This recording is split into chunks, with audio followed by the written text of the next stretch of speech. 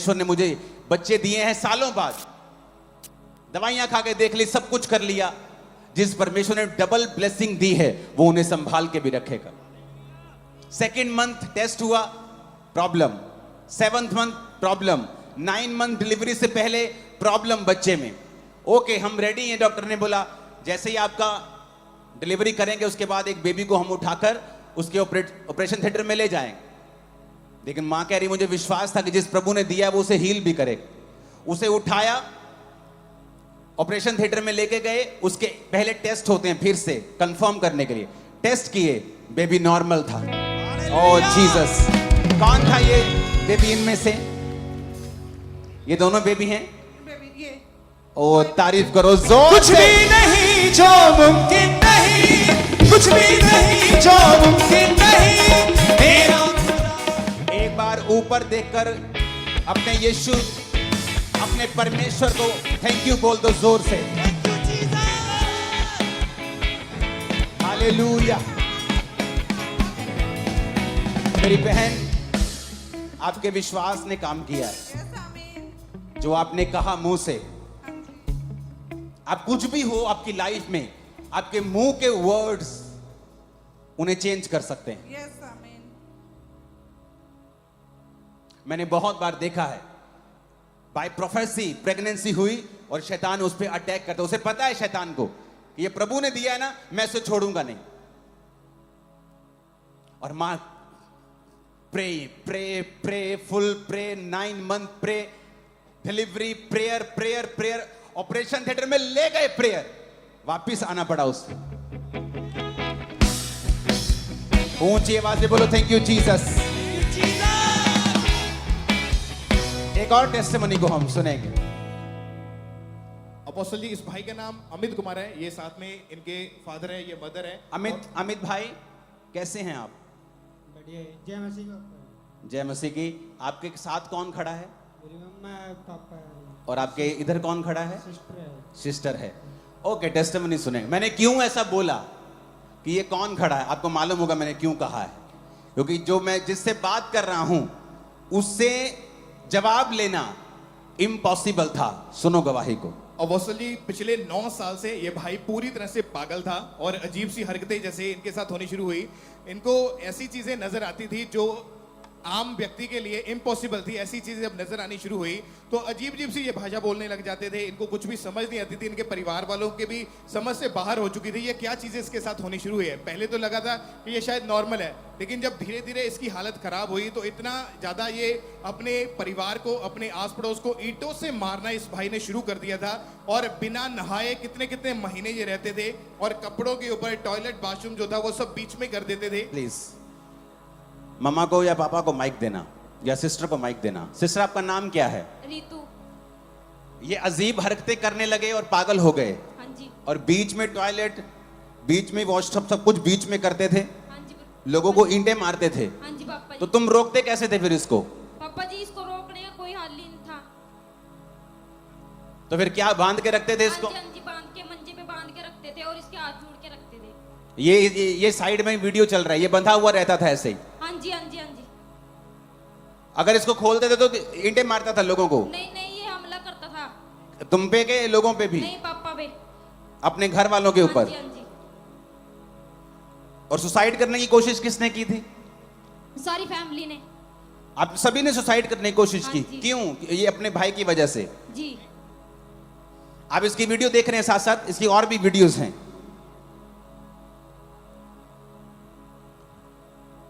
अच्छा, इसको जहां आप चर्च में भी लेके आए तो बांध के लेके आए थे हाँ जी इसको? पापा जी। गाड़ी में भी बांध के रखते हाँ थे जी इसको? पापा जी। घर पे भी बांध के रखते हाँ जी थे? पापा जी। तो इसको बाथरूम टॉयलेट नहीं जाता था जब बांध के ना रखते थे? ना, घर पे ही करवाते हैं मंजे पे ही। बाथरूम टॉयलेट भी नहीं जाने देते थे तुम नहीं, लोग? नहीं, नहीं। वो मंजे पे करते थे। सफाई हाँ। कौन करता था इसकी? मम्मी। मम्मा को माइक दो। आपका नाम क्या है बहन जी? मेरा नाम उषा है। आप सफाई करते थे बेटे की? हाँ जी। कितने बेटे हैं आपके? एक बेटा है पापा जी।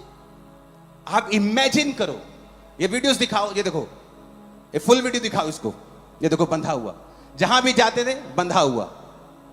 ये चर्च में है, हमरा चर्च की शायद ये वीडियो है, बंधा हुआ। इसलिए मैंने कहा कि जब मैं इससे पूछ रहा हूं कैसा है तू, तेरे साथ कौन है, तो ये मिरेकल है जो परमेश्वर यीशु मसीह ने किया। हालेलुया।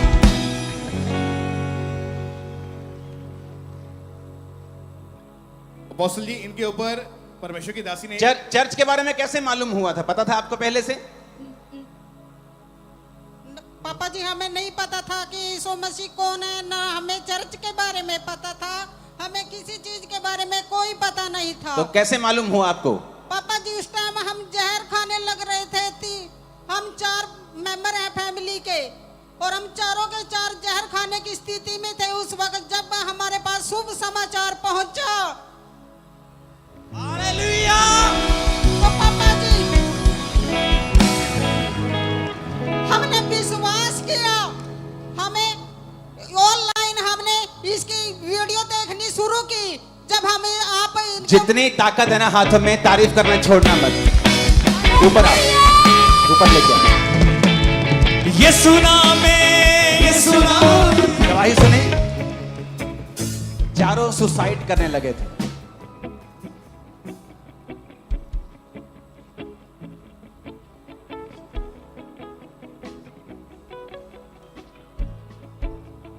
ओके, आप डॉक्टर्स के पास नहीं गए थे क्या? आप डॉक्टर के पास गए थे? जी पापा जी, कितने डॉक्टर्स के पास गए? 4-5 डॉक्टर बदले। और कितने आपने खर्चा किया इसके ऊपर? कुछ नहीं पापा जी। नहीं, इसके डॉक्टर्स पे कितना खर्चा हुआ? इस पे 10 से 12 लाख रुपया मैं ला चुकी थी पापा जी। इसके और सफाई भी आप करते थे और पैसा भी आपने लगाया। हाँ जी। और कोई फर्क नहीं पड़ता था। ना जी। कब फर्क पड़ना, क्या हुआ इसकी लाइफ में? मिरेकल कैसे हुआ? अपोस्टल जी जब इनको चर्च में लाया गया तो 10 अक्टूबर 2024 को परमेश्वर की दासी ने इनके ऊपर जब ले हैंड प्रेयर करी, उस दिन भी इनकी फैमिली बांध के इनको ले हैंड करवाने के लेकर आई। क्या वीडियो है वो? जी अपोस्टल जी वीडियो है। फुल वीडियो देखेंगे हम। ओके। अपोस्टल जी जब ले हैंड करवाने के लिए तो इनकी सिस्टर ने पीछे से इसके हाथ को पकड़ा हुआ था कि कहीं भाग ना जाए। जैसे ही वो सामर्थी हाथ इस भाई के ऊपर आया, परमेश्वर की सामर्थ्य छुआ, तो ये भाई जो पागल था 9 साल से, आज पूरी तरह से आज ये सुना मैं, ये सुना मैं, ये सुना मैं, ये सुना मैं, ये सुना मैं, ये सुना मैं, ये सुना मैं, ये सुना मैं। मौजज़ा होता है ये सुनाम में, कुदरत है उसी के कलाम में। मौजज़ा होता है ये सुनाम में, कुदरत है उसी के कलाम में। ये सुना में, ये सुना में, ये सुना में, ये सुना में, ये सुना में, ये सुना में, ये सुना में, ये सुना। मौजज़ा, मौजज़ा, मौजज़ा। पिताजी कैसे हैं? हाँ, हम जहर खाने की कोशिश कर चुके थे और आज छोड़ चुके थे हम। ओ खुदा की तारीफ। हमें मेरे बच्चे का जीवन दान करो, यीशु को दे दिया। मौजज़ा, मौजज़ा, मौजज़ा। जिंदा है तो पिता परमेश्वर की दया से जिंदा है। मैं धन्यवाद करता हूँ प्रभु के दास और दासी का, धन्यवाद करता हूँ पिता परमेश्वर का। बंदा बोले और वाइफ ना बोले पीछे कैसे हो सकता है? पापा जी जब मेरा बेटा 26 साल का हुआ तो मैंने लोन उठाया, मैंने अपने बेटे का 5 लाख का जेवर बनवाया। मैंने सोचा आजा मम्मी आजा, जोर से तारीफ करो। मौजज़ा, मौजज़ा। ये परिवार में ये मुझे लगता है मम्मी का ज्यादा रोल है इस परिवार को संभालने में। वो पैसे लगाए, बेचा, खर्चा किया, पॉटी साफ की, चर्च लेके आए। Oh Jesus, oh Jesus.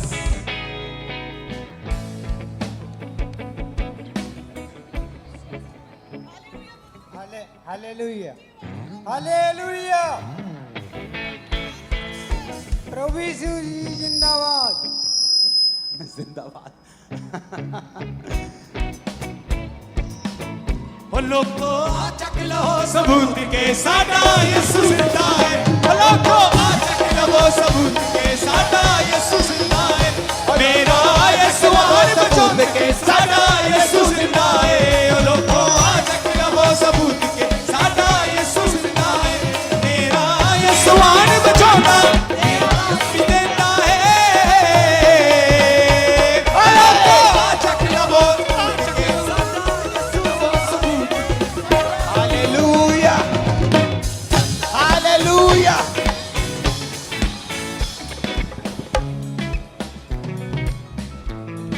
यीशु मसीह जीवन को बदलने के लिए आए। आमीन। अपने घुटनों के भार बैठकर कहो, खुदावन, दिल से कहना, मैं सुनने के लिए तैयार हूं।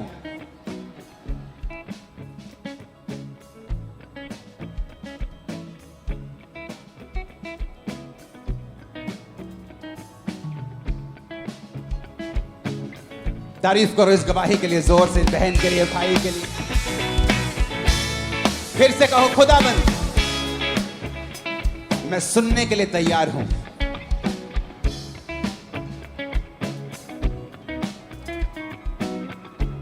जो तू सुनाए मैं सुनने के लिए तैयार हूं।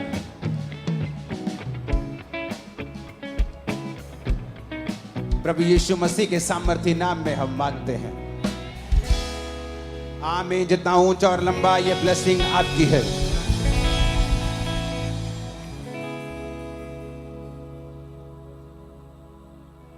मेरा विश्वास है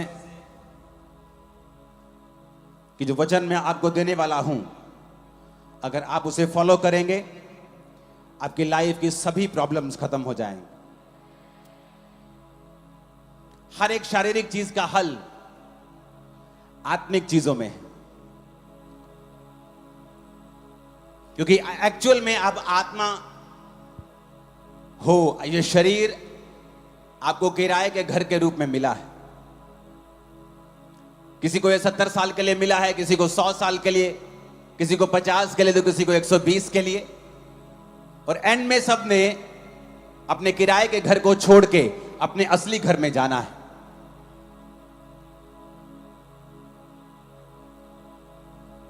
तो चाहे आपकी प्रॉब्लम्स शारीरिक हैं,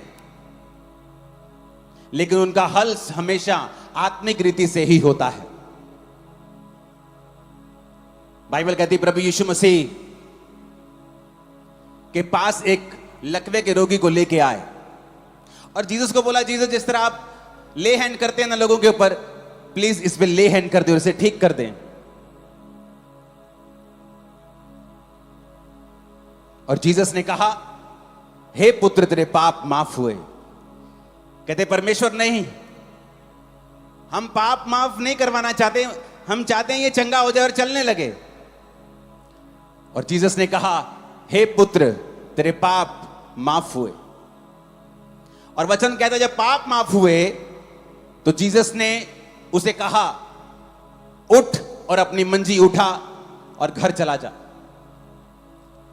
क्योंकि जब पाप माफ हुए, इन सब चीजों को बंद कर दो, ओके, तो शरीर भी चंगा हो गया। इसका मतलब आपकी लाइफ की प्रॉब्लम जो भी है उसका सॉल्यूशन आत्मिक होगा, आत्मिक तरीके से आपकी लाइफ में आएगा। इसलिए बहुत से लोग जब उनको चर्च आने का न्योता मिलता है और कोई बताता है चर्च के बारे में, वो सोचते यार चर्च क्या होगा, अरे यार मेरा बिजनेस नहीं चल रहा, चर्च क्या कर देगी, अरे यार मेरी वाइफ मेरे कंट्रोल में नहीं, चर्च क्या कर देगा उसमें, अरे यार मेरे बच्चे मेरी सुनते नहीं, चर्च क्या कर लेगा। उन्हें यह नहीं मालूम कि ये वाइफ, ये बच्चे, ये बिजनेस, ये पैसा, ये शरीर, ये दुनिया, ये देखने वाली सब चीजें परमेश्वर ने बनाई हैं। आपका दिल, आपका दिमाग, आपके बच्चों का दिल, दिमाग, रूह, जिस्म, जान, उसकी सोचें परमेश्वर के हाथों में है। तो जब आज आपको आत्मिक सॉल्यूशन मिलने वाला है, मेरा विश्वास है आप उसे फॉलो करेंगे। परमेश्वर ने चंडीगढ़ के विषय में मुझे एक विजन दिखाया। जब मैंने खुदा से कहा, प्रभु मैं क्या बोलूंगा वहां जाके, मैं अपनी ओर से कुछ नहीं कहना चाहता, मैं अपनी बाइबल स्टडी से कुछ नहीं बोलना चाहता, मुझे गहरी बातें बोलने का शौक नहीं है क्रूसेड्स के ऊपर, मैं क्या बताऊं। परमेश्वर ने मुझे बताया कि जाके चंडीगढ़ के लोगों को बोल कि तुम्हें ज्यादा दिया गया है, तुमसे ज्यादा मांगा जाएगा। मैंने कहा प्रभु इसका मतलब क्या है। प्रभु ने कहा मैंने चंडीगढ़ के लोगों को ज्यादा दिया है, इनके तोड़े ज्यादा दिए हैं इनको। बाइबल में एक को 5, एक को 2 और एक को 1 दिया था। 5 वाला गया और 5 के साथ 5 कमाए, 2 वाले ने 2 के साथ 2 कमाए, 1 वाले ने मिट्टी में छुपा दिया, कहा मैं डर गया था, तू कठोर मनुष्य है, बॉस जब तू आता तो मेरी क्लास लेता, इसलिए मैंने छुपा दिया। और बॉस ने कहा तू मुझे अगर कठोर समझता है तो मैं कठोर ही हूं, जाओ इसको वहां फेंको जहां रोना और दांतों का पीसना हो। प्रभु ने मुझसे कहा मैंने चंडीगढ़ के लोगों को ज्यादा दिया है और मैं ये चाहता हूं कि ये ज्यादा मुझे वापस करें। अब मैं आपको बताता हूं परमेश्वर आपकी लाइफ से क्या चाहता है और क्यों चाहता है। आप नोटिस करेंगे एक व्यक्ति जितना टैलेंटेड होता है, शैतान उतना ही उस पर अटैक करने की कोशिश करता है। प्रभु ने मुझसे कहा कि इनको क्या कहना है कि इनकी लाइफ में वो खालीपन ना रहे जिससे ये जूझ रहे हैं, वो ट्रबल, वो मानसिक डिप्रेशन, वो जिंदगी की तंगियां जिनमें से ये निकल रहे हैं और इनको मालूम नहीं कि निकलना कैसे है। ये वचन तू इन्हें बताएगा और ये इस वचन को मानेंगे और आने वाले समय में निकल जाएंगे। प्रभु यीशु मसीह की सबसे इंपॉर्टेंट आज्ञा क्या है बाइबल में?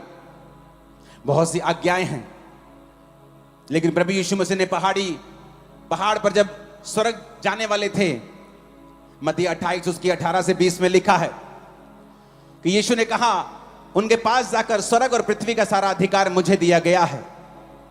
तुम जाओ और सब जातियों के लोगों को चेला बनाओ, उन्हें पिता पुत्र पवित्र आत्मा के नाम में बपतिस्मा दो और सब बातें जो मैंने आज्ञा दी हैं मानना सिखाओ और देखो मैं जगत के अंत तक तुम्हारे साथ हूं। सबसे मोस्ट इंपॉर्टेंट आज्ञा है जीसस क्राइस्ट की, जब वो जीवित स्वर्ग पर चढ़ाए जाने वाले थे कि जाओ इनको बोलो कि ये लोग मेरी सेवा करें। लोग बोलते हैं मैं सेवा करूं, मैं तो इंजीनियर हूं, मैं कैसे सेवा करूं, मैं डॉक्टर हूं, मैं तो एक आईटी कंपनी में जॉब करता हूं, मैं तो हाउस वाइफ। यहोशू 24 उसकी 15 आयत में लिखा है, यहोशू ने कहा सब लोगों से यदि यहोवा की सेवा करना तुम्हें बुरी लगे तो आज चुन लो तुम किसकी सेवा करोगे।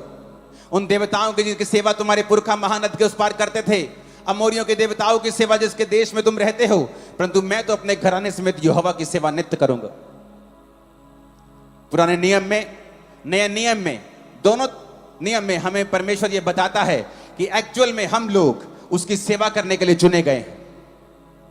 सारे, आप डॉक्टर हैं तो भी जाओ और चेला बनाओ, आप इंजीनियर हैं तो भी, आप एक विश्वासी हैं तो भी, आप एक हाउसवाइफ है तो भी, ये बुलाहट है जो आप सबको दी गई है। जब आप लोग इस बुलाहट पे नहीं चलेंगे, उसके बाद फिर निराशाएं हमारी जिंदगी में प्रवेश करेंगे, एक खालीपन प्रवेश करेगा बीमारी के रूप में।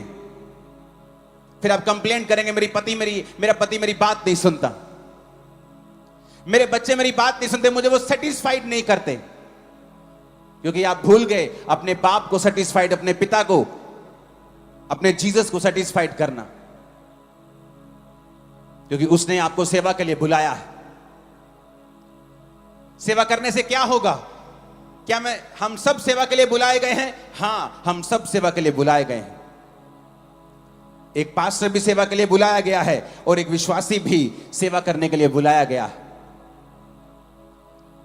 जब एक विश्वासी परमेश्वर की सेवा नहीं करेगा, फिर उसकी जिंदगी में वो खालीपन रहेगा जिसे दुनिया की कोई ताकत, कोई पैसा, कोई बरकत, कोई खुशी भर नहीं सकती। फिर वो अपनी लाइफ में उस सफर पे निकलेगा जो अकेलेपन से और दुखों से भरा हुआ है। फिर आप क्वेश्चन करेंगे, परमेश्वर अगर मेरी लाइफ में तू है तो मेरी लाइफ ऐसी क्यों है? अगर मेरी लाइफ में तू है तो मेरी जिंदगी फिर ऐसी क्यों है? लगता क्यों नहीं है कि तू मेरी लाइफ में है? क्योंकि आप अपनी लाइफ की जो पहली कॉलिंग है सेवा करना, उसे आपने दूसरे, तीसरे, चौथे और लास्ट नंबर पे कर दिया है। परमेश्वर ने कहा है कि मैं सेवकों को बेस्ट दूंगा। गिनती 18 उसकी 10 से 12 आयत में लिखा हुआ है, उत्तम से उत्तम ताजा तेल, उत्तम से उत्तम नया दाख मधु, गेहूं, इसकी पहली उपज जो यहोवा को दे वह मैं तुझको देता हूं। यानी याजकों के लिए परमेश्वर बात करता था, और पुराने नियम में कोई कोई याजक कोई कोई सेवा करता था, लेकिन प्रकाशित वाक्य 1 उसकी 5 और 6 के अनुसार जब प्रभु यीशु मसीह मुर्दों में से जी उठे तो हर एक विश्वासी प्रभु के सामने एक याजक के रूप में खड़ा हो गया। अगर आज आपको पाप माफ करवाने हैं तो आपको याजक के पास या मेरे पास आने की जरूरत नहीं है। आप डायरेक्ट घर से प्रार्थना कर सकते हैं, प्रभु मुझे माफ कर, तो परमेश्वर आपको माफ करेगा। मेरा रोल है परमेश्वर का वचन आपको बताना, मसीह में आपकी उन्नति करवाना और आपको परमेश्वर के करीब रखना और आपको सब बातें सच सच और सही सही बताना। तो परमेश्वर ने कहा, मैं जब एक सेवक को देखता हूं जो मेरी सेवा करता है, पुराने नियम में थोड़े होते थे याजक, पर नए नियम में जब परमेश्वर आपको देखता है वो एक याजक के रूप में देखता है। तो जब आपको वो देखता है याजक के रूप में, वो ये भी देखता है कि मैं अपने बेटे को, अपनी बेटी को बेस्ट दूंगा, हर चीज बेस्ट दूंगा, इसकी लाइफ में हर चीज को मैं बेस्ट तरीके के साथ करूंगा, क्योंकि ये मेरी सेवा करने वाला है। वचन में लिखा है यूहन्ना 12 उसकी 26 आयत में, यदि कोई मेरी सेवा करे तो मेरे पीछे हो ले, जहां मैं हूं वहां मेरा सेवक होगा। जीसस ने कहा यदि कोई मेरी सेवा करे मेरा पिता उसका आदर करेगा। यीशु ने कहा अगर कोई मेरी सेवा करेगा, जो कोई जीसस की सेवा करेगा, पिता उसका आदर करेगा। आज पत्नी ढूंढती है आदर, मेरे इन लॉ फैमिली मेरा आदर नहीं करते, मेरे पेके मेरे हस्बैंड का आदर नहीं करते, हमारे लोग हमारा आदर नहीं करते, मेरे बच्चे मेरा आदर नहीं करते। जब आदर आपको ऊपर से ना दिया जाए तो आपके पास नहीं आ सकता। जब ऊपर ही ब्लॉक कर दिया जाए तो धरती पर आप कुछ नहीं पा सकते। तो यीशु ने कहा अगर कोई मेरी सेवा करेगा मेरा पिता उसका आदर करेगा। वो अपने घर में आदर पाएगा, अपने बच्चों में आदर पाएगा, अपनी कलीसिया में आदर पाएगा, अपने काम वाली जगह के ऊपर जहां वो काम करता है वहां वो आदर पाएगा। ये मेरा फेवर होगा, ये रिजल्ट होगा, ये आउटकम होगा इस चीज का कि ये व्यक्ति मेरी सेवा करता है। कैसे सेवा करते हैं आप परमेश्वर की? अपनी लाइफ से, पापों से मन फिरा के, अपना जीवन पवित्रताई में बिता के आप उसकी सेवा करते हैं। अपनी चर्च में आप सेवा करते हैं परमेश्वर की, अपनी जिंदगी से सेवा करते हैं। आप अपनी चर्च में हैं, आप सेवा करते हैं, आप टेंट बिछाते हैं, आप लंगर खिलाते हैं, आप वॉलंटियर की सेवा करते हैं। आप कुछ ना कुछ सेवा करें, चाहे वो सुसमाचार की हो, चाहे वो किसी भी चीज की हो। एक विश्वासी अगर चर्च में बिना सेवा के है, वो अपनी पोजीशन को पहचान नहीं पा रहा है और पीछे है वो।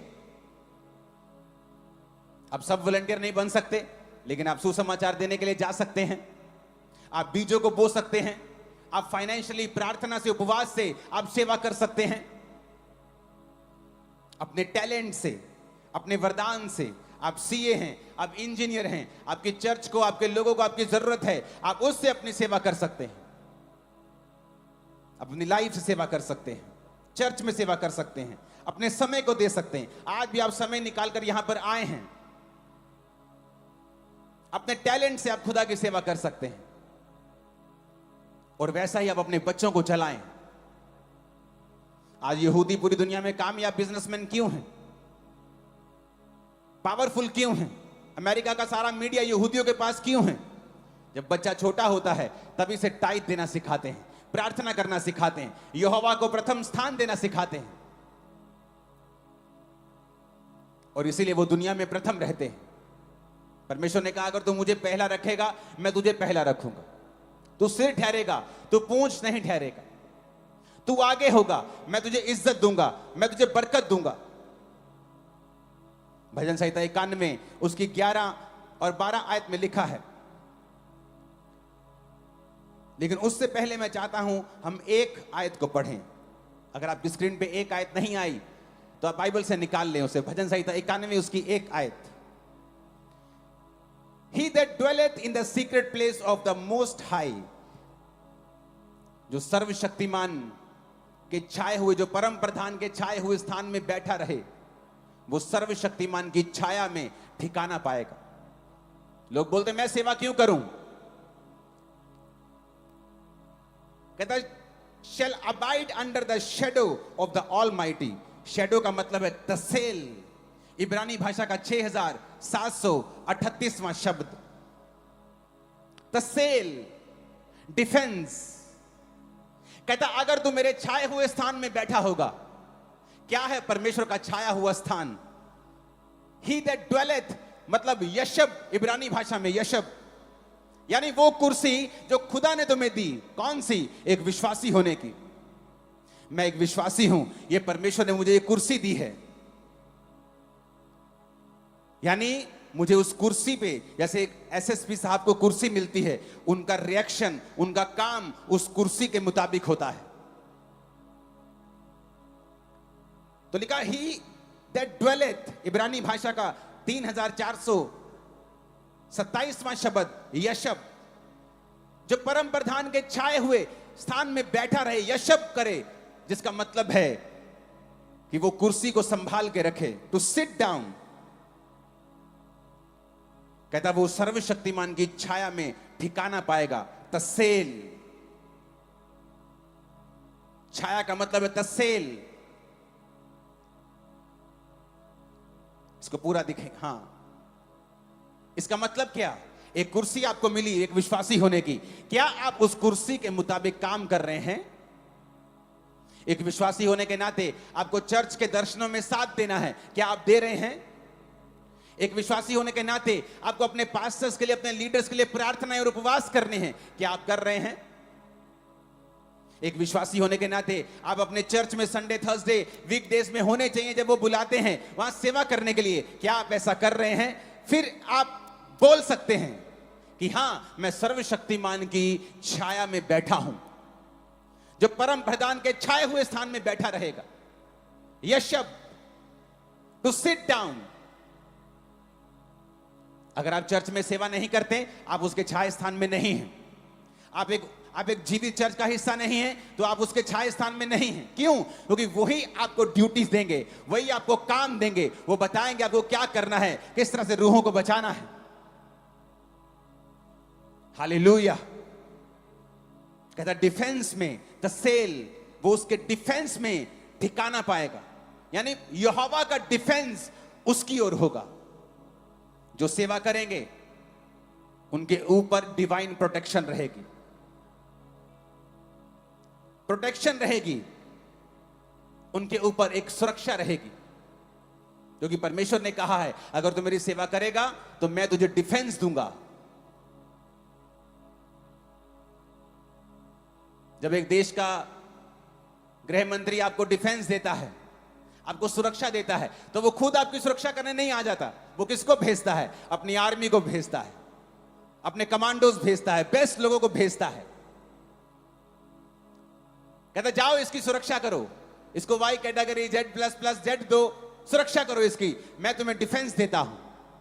यहोवा ने कहा अगर तू मेरे छाए स्थान में बैठा रहेगा, सिट डाउन, जो तेरी ड्यूटी है, अगर तू उससे उठकर व्यभिचार करता है तो तू यशब में नहीं है, तू बैठा हुआ नहीं है मेरे छाए स्थान में। अगर तू चोरी करता है, तुमने उस कुर्सी के मुताबिक कार्य नहीं किया, तो तू उसके छाए हुए स्थान में नहीं है। अगर तू चोरियां, व्यभिचार करता है, तो तू यशब में नहीं बैठा हुआ, तूने वो कुर्सी छोड़ दी है, क्योंकि उस कुर्सी पर बैठकर तू ऐसा नहीं कर सकता।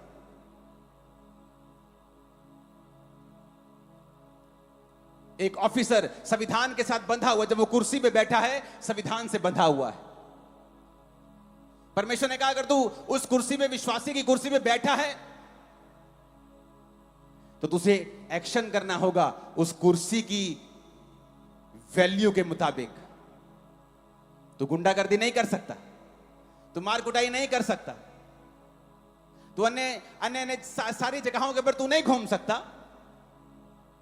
तो तुझे कुर्सी दी गई है। क्यों? कहता जो छाए स्थान में बैठा रहेगा, यहोवा अपना डिफेंस भेजेगा।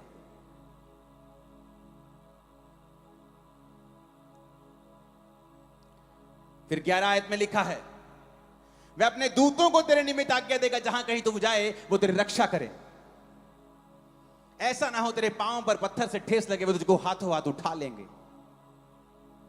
इसका मतलब जब परमेश्वर ने कहा अगर तू यशब रहेगा मेरी प्रेजेंस में, तो मैं तसेल करूंगा, डिफेंस दूंगा। फिर वो कहता फिर दूत तेरी पास रहेंगे और तुझको हाथों हाथ उठा लेंगे, क्योंकि वो दूत मैंने जो तुझे डिफेंस दिया है उसके अनुसार तेरी जिंदगी में रहेंगे। यानी जो सेवा करेगा, डिवाइन प्रोटेक्शन उसकी लाइफ में रहेगी। अंदर डर रहता है लोगों के, ओ मुझे वैक्सीनेशन से कुछ हो ना जाए, और मेरे को ये ना, मेरा एक्सीडेंट ना हो जाए, मुझे कैंसर ना हो जाए, मेरी किडनी फेल ना हो जाए।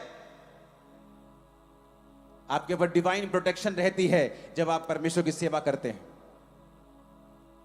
नीति वचन 3 उसकी 5 से 6 में लिखा है, अपनी समझ का सहारा ना लेकर संपूर्ण मन से यहोवा पर भरोसा रखना, उसी को स्मरण करके सब काम करना, वो तेरे लिए सीधा मार्ग निकालेगा। परमेश्वर ने क्या कहा? कहता अपनी समझ का सहारा मत लेना, उसकी सेवा करना, भरोसा रखना, वो तेरे लिए सीधा मार्ग निकालेगा। Right path, he will show you the right path. कितने रास्ते हैं यहां, आप अपने घर को जाएंगे, कितनी सड़कें आएंगी, कितने मोड़ आएंगे, बट आपको राइट पाथ पता है। क्या आपको आपकी लाइफ का राइट पाथ पता है? कि आप क्या करेंगे तो आने वाले समय में सक्सेसफुल रहेंगे? आप क्या स्टेप लेंगे कि आने वाले समय में आपको दिक्कत नहीं होगी? आपको कोई नहीं बता सकता, कोई नहीं बता सकता, सिर्फ परमेश्वर आपको गाइड कर सकता है। और उसने कहा जब तुम पूरा भरोसा मुझ पे रखेगा, I will show you the right path, मैं तुझे सही रास्ता बताऊंगा, तुझे जीवन में क्या करना है, कहां तुझे राइट पार्टनर मिलेगा, कहां तुझे राइट बिजनेस मिलेगा, किस कैरियर में तुझे सफलता मिलेगी, मैं तुझे बताऊंगा, मैं तेरी अगुवाई करूंगा। अगर आप सेवा करेंगे वो आपको राइट पाथ देगा। निर्गमन 23 उसकी 25 से 28 आयत में लिखा है, यदि तू अपने परमेश्वर यहोवा की उपासना करे, इंग्लिश में ज्यादा अच्छा लिखा है, and ye shall serve the Lord your God, अगर तुम सर्व करेगा, सेवा करेगा, तो वह तेरे अन्न जल पर आशीष देगा। He shall bless thy bread and thy water, I will take sickness away from the midst of thee। कहता मैं तुम्हारे बीच से रोग दूर कर दूंगा अगर तुम मेरी सेवा करेगा। आज से 10-15 साल पहले की बात होगी, आई थिंक 2009 की शायद ये 10 की बात होगी। मैं अपनी चर्च के बाहर सेवा कर रहा था, तो एक व्यक्ति को उठाकर लेके आए, वो पागल था, पागल जैसी हरकतें कर रहा था। उसकी मां आई और बोली इसके पिताजी को अटैक हुआ। सेम ऐसे ही करते थे, 7 दिन हॉस्पिटल में रहे, मर गए। जब उनकी चिता को ये आग लगा रहा था, अब आग लगा के जब वापिस आए क्रियाक्रम के बाद, तो सेम अटैक मेरे बेटे पे होने लगे। आप इस पे प्रार्थना कर दीजिए। मैं आत्मा में था और मैंने उससे कहा, मैंने कहा जा अपने बेटे को और तू सब लोग जाओ, मिट्टी की सेवा चर्च में चल रही, मैंने कहा जाओ मिट्टी की सेवा करो। मैंने ले हैंड भी नहीं किया, मैंने कहा जाओ वहां पे सेवा करो। और वो सेवा करने लगे, और सेवा करने के दौरान परमेश्वर की आत्मा ने छुआ और पूरा पागलपन गया। आज तक वो लड़का जीवित है, बड़ा हो गया बहुत। पहले जवान था, अब तो और जवान हो गया होगा, 20 साल के करीब था, अब तो 35-40 साल का हो गया होगा वो। उसने कहा अगर तू सर्व करेगा, यदि तू अपने परमेश्वर यहोवा, you shall serve the Lord, अगर तू सर्व करेगा, I will take sickness away, मैं तेरे अन्न जल पर आशीष दूंगा, मैं सिकनेस को तेरे बीच से दूर कर दूंगा। बहुत से विश्वासी रोते हैं प्रभु के सामने, प्रभु मैं बीमार क्यों हूं? क्योंकि तुम सेवा नहीं कर रहे हो। तुम्हें लगता है तुम विश्वासी हो, तुम चर्च जाते हो, यही एहसान है चर्च के ऊपर, पादरी दे यही एहसान है चर्च जाने, यही आ गए हैं चर्च। ये तो पहला स्टेप है। सेकंड स्टेप है उस चर्च में जाओ, फिर काम ढूंढो, प्रार्थना से, उपवास से, टाइट से, हर चीज से, टैलेंट से, काम से, सुसमाचार देने से, हर तरह से सेवा करो। मैंने अपनी लाइफ में पर्सनल एक्सपीरियंस किया है, जो लोग सेवा में होते हैं उनके काम दूसरे लोगों के मुकाबले जल्दी होते हैं, उनकी हीलिंग जल्दी होती। वो भी मुसीबत में फंसते हैं, धर्मी फंसता है लेकिन जल्दी निकल जाते हैं। जीसस ने सेवा की, ऐसी सेवा आज तक किसी ने नहीं की। जब क्रूज पे थे तो जल्दी मर गए। पिलातुस हैरान, कहता मर गए? कहता जीसस इतनी जल्दी कैसे मर गए? कहता मर गए। कहता नहीं, वो चेक करके आओ। तो चेक करने के दौरान फिर उसकी पसली में नेजा मारा गया था, क्योंकि जब क्रूज पे लटकाया जाता था तो 2-2, 3-3 दिन लोग लटके रहते थे, उनकी जान निकलती नहीं थी। वो जान जल्दी निकल गई, जल्दी खत्म हो गया काम, क्योंकि वो उसकी सेवा करते थे। वो दुख जल्दी निपट गया। वो जल्दी खत्म हो गया। अपने पड़ोसी को जोर से बोलो, सेवा कर। आमीन। आगे पढ़ेंगे इस आयत को। तेरे देश में ना किसी का गर्भ गिरेगा, ना कोई बांझ होगी, और तेरी आयु में पूरी करूंगा। जिन लोगों के बीच में तू जाएगा, उन सबों के मन में मैं अपना भय संवा दूंगा, उनको व्याकुल कर दूंगा, तेरे शत्रुओं की पीठ तुझे दिखाऊंगा। फिर से दोबारा पढ़ेंगे आयत को 26 को। तेरे देश में कहता गर्भ नहीं गिरेगा, तुझे गर्भ का फल मैं दूंगा, तुझे वंश दूंगा, तेरी आयु पूरी करूंगा। भजन संहिता 91:16 में भी लिखा है, मैं तुझे उद्धार दिखाऊंगा और तुझे दीर्घ आयु से तृप्त करूंगा। किसके लिए? सबके लिए नहीं है ये।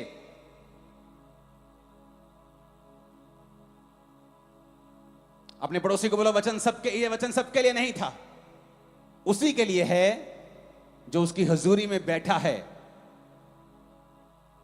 जिसने अपनी विश्वासी होने की कुर्सी को छोड़ा नहीं है। आमीन। क्या कहा परमेश्वर ने? तेरा गर्भ नहीं गिरेगा, ना कोई बांझ होगा, तेरी आयु में पूरी करांगा। तेरी आयु को कहता मैं पूरा करूंगा, बढ़ाऊंगा, तो पूरी आयु का होकर परमेश्वर में सोएगा। फिर कहता 27 आयत में, तेरे दुश्मन कभी भी तुझ पर काबिल कब्जा ना कर पाएंगे।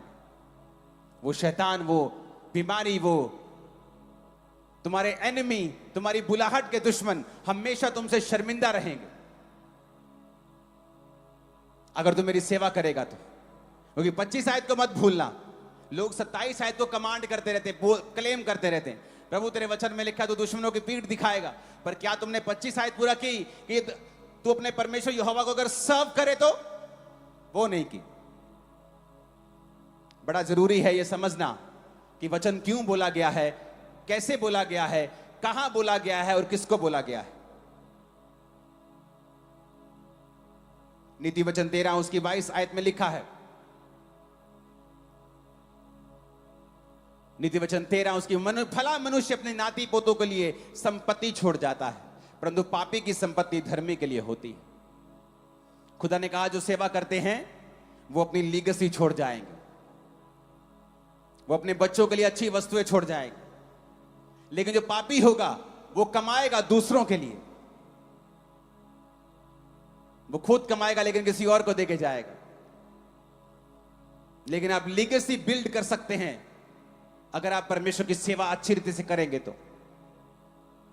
वो आपके वंशों का परमेश्वर है। दाऊद से कहा था कि तेरे निज पुत्र को ही मैं तेरी गद्दी पर बिठाया करूंगा। अगर वो तेरी आज्ञाओं पर, जिस तरह तू चलता है मेरी आज्ञाओं पर अगर वो चलेंगे तो उसी तरह से वो आशीषित होंगे जिस तरह से मैंने तुझे आशीषित किया है। ऊंची आवाज में बोलो हालेलुया। फिर से बोलो ऊंची आवाज में हालेलुया। एक आदमी आज क्या चाहता है? वो इज्जत चाहता है।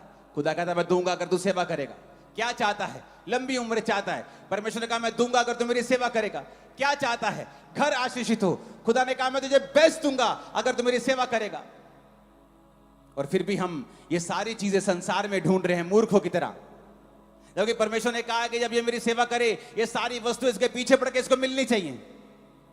लेकिन हम इसे संसार में ढूंढ रहे हैं और निराशा के बाद निराशा हमारे जीवन में आ रही है, क्योंकि परमेश्वर ने हमें इन्हें ढूंढने के लिए नहीं बनाया।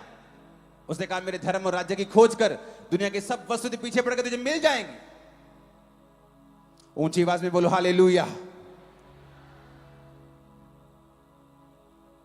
आपको सिस्टम चेंज करना होगा, आपको सिस्टम बनाना होगा। आप, आपके बच्चे, आपकी वाइफ, माता पिता सब परमेश्वर की सेवकाई में हो, किसी भी तरह से कर रहे हो, प्रार्थना के जरिए, अपने पास्टर के लिए उपवास रखने के जरिए।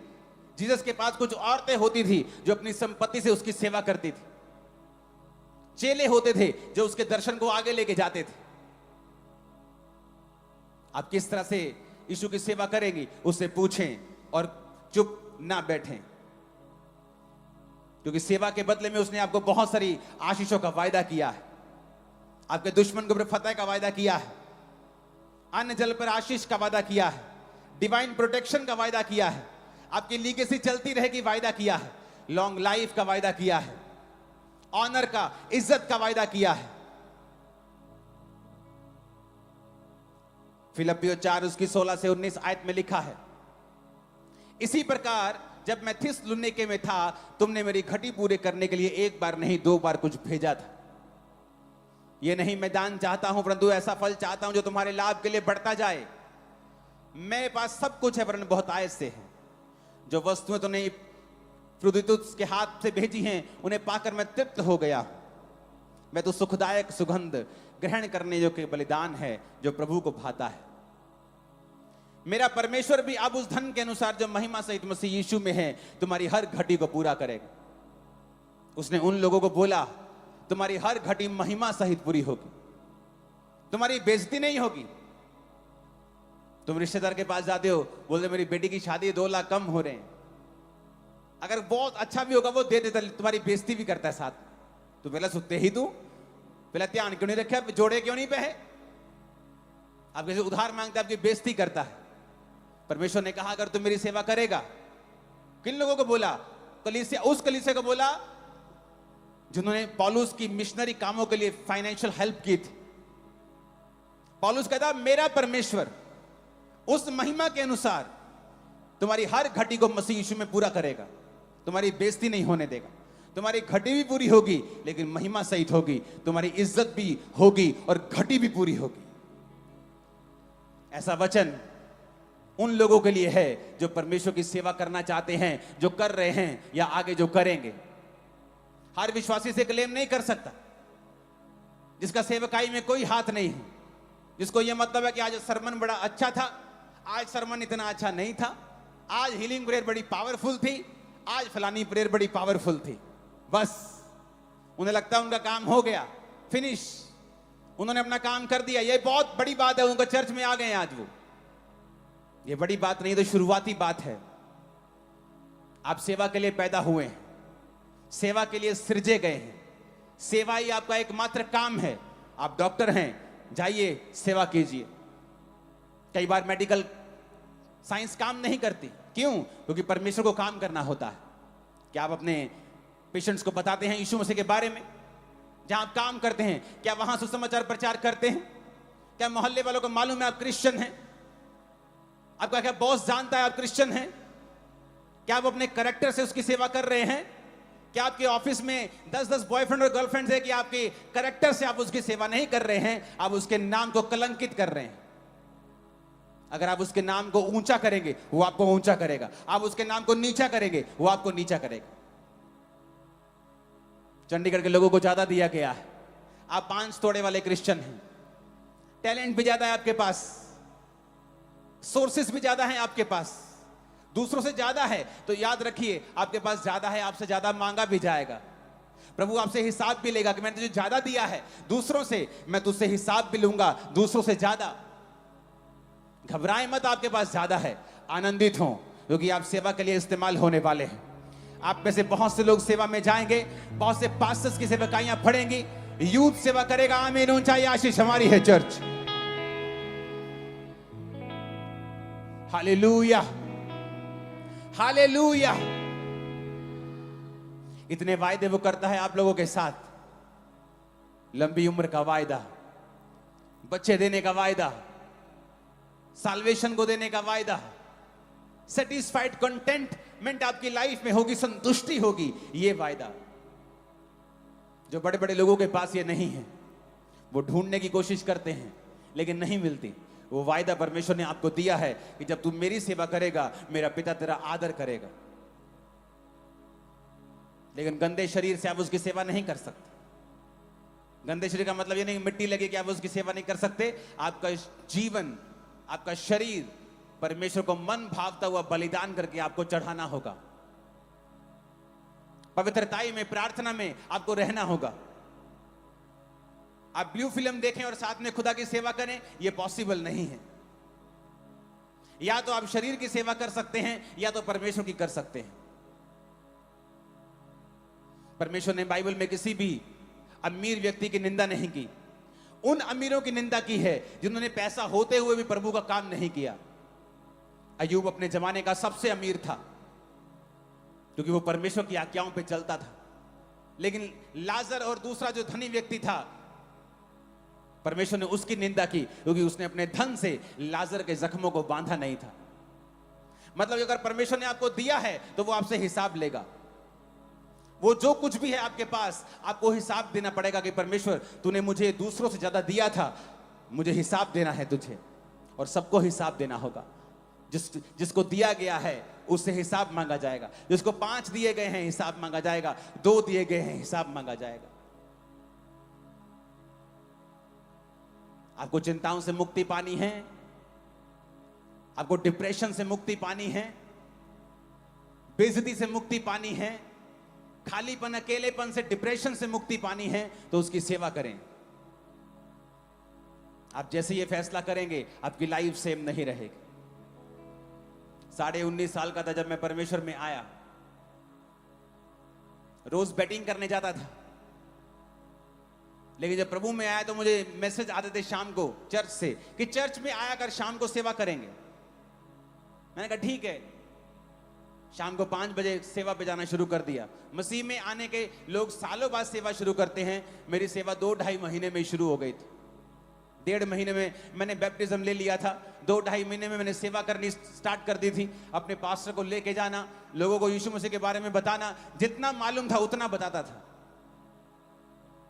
मेरे विश्वास में मैं कोई अलग, आपको मालूम है, कोई अलग आदमी नहीं, कोई स्वर्ग से उतरा हुआ नहीं, लेकिन मेरी आशीषें दूसरों से ज्यादा हैं। क्यों? क्योंकि मैंने खुदा की सेवा की है, बस यही कारण है। आज के बाद आपकी आशीषें दूसरों से ज्यादा होंगी। मैं आपको सेवा करने के लिए समर्पित करता हूं परमेश्वर के सामने। यीशु के लहू को आप पर लगाता और अनॉइंटिंग ऑयल स्वर्गदूत आपको लगाए और सेवा के लिए नियुक्त कर दे आज यीशु के नाम में। आमीन हो जाए। आशीष हमारी है चर्च। आप तैयार हैं उसकी सेवा करने के लिए? आपका जो सवाल है उसका हल, उसका सल्यूशन सेवा के पीछे छुपा हुआ है। आपके दुखों का हल, रोने का हल आपकी सेवा के पीछे छुपा हुआ है।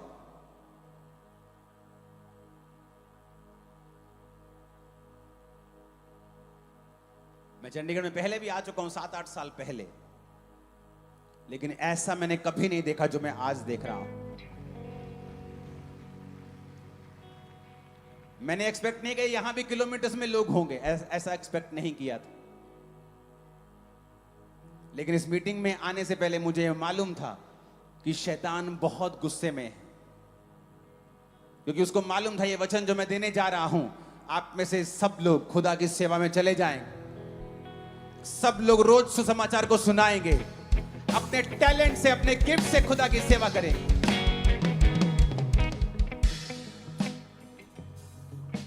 आप पढ़े लिखे नहीं, चर्च में झाड़ू तो मार सकते हैं, अपने पास्टर के लिए प्रार्थना तो कर सकते हैं, उपवास तो कर सकते हैं, समय पर चर्च तो जा सकते हैं, सफाई तो कर सकते हैं। जिनको प्रभु ने ज्यादा दिया है वो सेवा से उतना ही दूर हैं। वो ऊंची पदवी पे जाके बैठ गया और कुछ नहीं किया परमेश्वर के लिए, उनसे ज्यादा हिसाब मांगा जाएगा। आपकी पदवी जितनी ऊंची है, परमेश्वर कहता मैं उतना हिसाब तुझसे लूंगा, वो तुझे ज्यादा दिया गया है। और मेरा बिलीव है चंडीगढ़ के लोग आज आशीषित होंगे, क्योंकि आज से आप खुदाबंद की सेवा में चले जाएंगे। मैं ये बात दिल से जानता हूं, मैं आत्मा में जानता हूं। अपने हाथों को उठाओ।